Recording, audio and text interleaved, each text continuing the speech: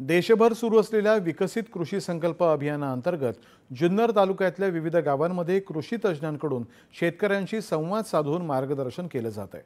पुणे जिल्ह्यातल्या नारायणगाव इथल्या कृषी विज्ञान केंद्राच्या वतीनं जुन्नर तालुक्यातील मंगळूर पारगाव गावातल्या शेतकऱ्यांना सोयाबीन, कापूस, ऊस, लसूण आणि कांदा या पिकांवरती निर्माण होणाऱ्या कीड नियंत्रण, औषध फवारणी आणि खतांसंदर्भात मार्गदर्शन करण्यात आलं आणि उत्पन्न वाढीबाबत तज्ज्ञांनी शेतकऱ्यांशी संवाद साधला।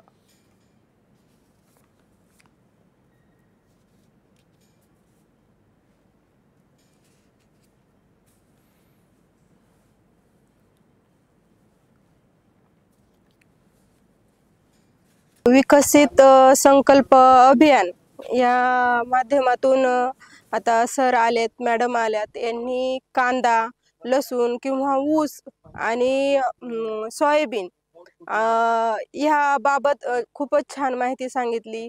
पारंपरिक शेती किंवा रासायनिक म्हणजे हे खत, गांडूळ खत, लिंबोळी खत कसं हे करून शेताला वापरता येईल आणि त्यातून केमिकल फ्री म्हणजे फळभाज्या कशा पिकवल्या जातील यानुसार खूप छान माहिती सांगितली आणि त्याचा फायदा आम्हाला भरपूर असा होणार आहे। विकसित कृषी संकल्प अभियान अंतर्गत या ठिकाणी कृषी विज्ञान केंद्राची टीम या ठिकाणी येऊन आम्हाला या अभियानांतर्गत आमच्या भागामध्ये जे पिकं होतात, जसे की सोयाबीन, कापूस, ऊस, कांदा या सर्व पिकांवर मार्गदर्शन केलं।